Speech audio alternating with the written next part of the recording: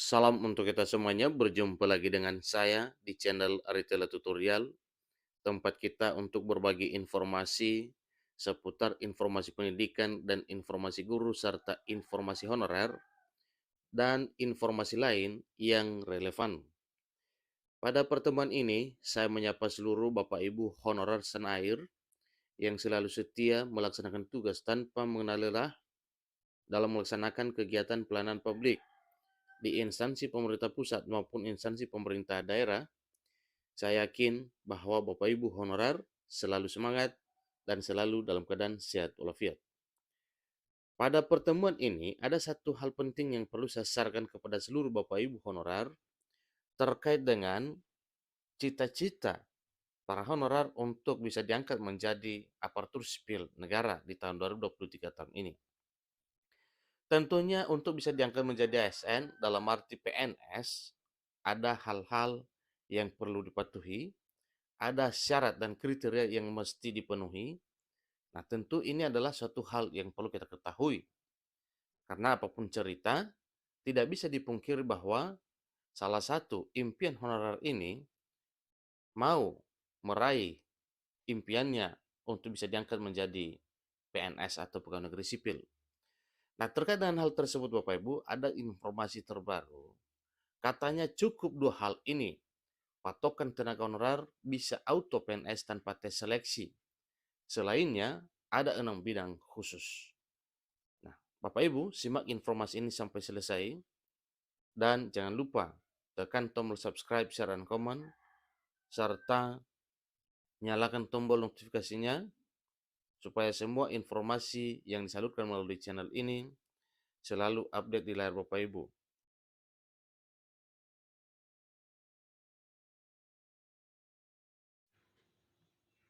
Tanpa basa-basi lagi, langsung pada informasinya.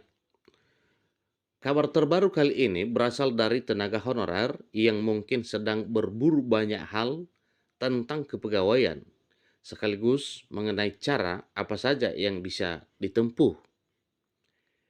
Jawaban tersebut bisa mendapatkan jawaban dengan menyimak beberapa daftar syarat yang akan kami jelaskan berikut ini. Kembali menyinggung soal jalur yang memungkinkan tenaga honorer bisa auto pegawai negeri sipil tanpa tes, tentu bukan hal yang remeh-temeh. Penghapusan juga akan dijalankan dengan menunggu waktu yang tepat dan disesuaikan dengan keadaan honorer lainnya. Meski demikian, pernyataan Menteri Penanggulangan Aparatur Negara dan Reformasi Birokrasi, Menpan RB Abdullah Azwar Anas, juga memihak tenaga honorer dengan tidak adanya penghapusan yang dilakukan. Selaras dengan hal tersebut, pihak Komisi 2 Dewan Perwakilan Rakyat Republik Indonesia juga memberikan pernyataan yang nyaris sama bahwa honorer tidak akan dihapus.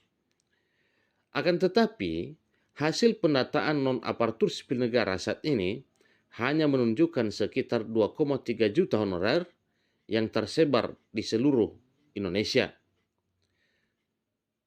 Itu artinya kuota honorer yang semakin banyak membuat rencana penghapusan ini harus dijalankan secepatnya. Adapun peluang tenaga honorer untuk bisa diangkat ASN tanpa tes juga berlandaskan pada hukum yang sudah mengaturnya. Memang bukan hal yang mudah bagi tenaga honorer untuk bisa duduk di antara segala ketentuan yang membawa honorer bisa lolos aparatur sipil negara tanpa tes. Terlebih juga impian tenaga honorer untuk bisa menjadi aparatur sipil negara dalam arti ASN cukup diinginkan melihat besarnya dedikasi honorer pada pelayanan masyarakat yang telah diabdikan selama ini. Satu hal yang wajar kalau seandainya PNS diangkat menjadi ASN tanpa tes, karena memang kontribusi yang telah diabdikan selama ini itu sudah cukup luar biasa. Menyinggung kembali soal diangkat ASN PNS tanpa tes, maka tolok ukur yang harus ditentukan adalah batas usia honorer dan masa kerja yang sudah dilewati. Dengan mengacu pada pasal 131A Rancangan Undang-Undang Aparatur Sipil Negara (RUASN) yang membuat 4 poin penting soal usia maksimal dan batas masa kerja yang dibutuhkan.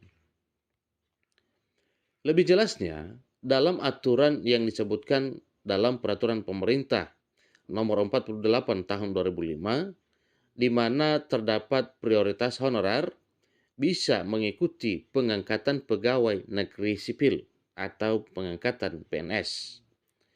Pertama, usia yang menjadi patokan honorer yakni maksimal 35 tahun asalkan masa kerjanya 1 sampai dengan 5 tahun di instansi pemerintah. Kedua, usia yang menjadi patokan honorer yakni maksimal 40 tahun asalkan masa kerjanya 5 sampai 10 tahun di instansi pemerintah. 3. Usia yang menjadi patokan honorer yakni maksimal 46 tahun asalkan masa kerjanya 10 sampai 20 tahun di instansi pemerintah. Keempat, usia yang menjadi patokan honorer yakni maksimal 46 tahun asalkan masa kerjanya 20 tahun ke atas di instansi pemerintah.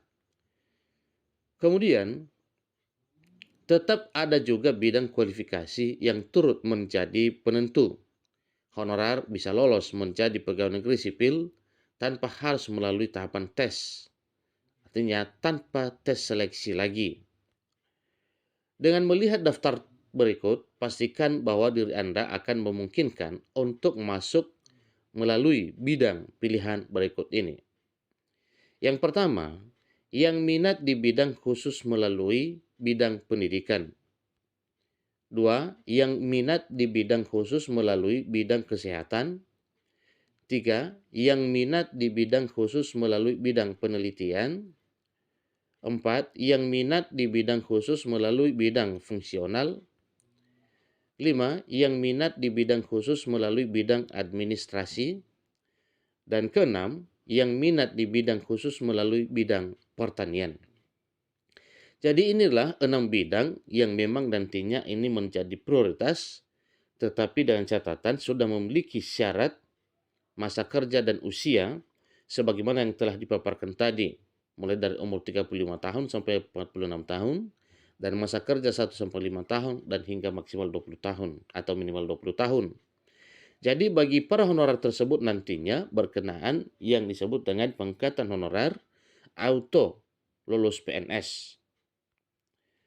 Untuk melihat ciri-ciri dan kualifikasi di atas, harap untuk lebih diperhatikan juga bagi tenaga honorer.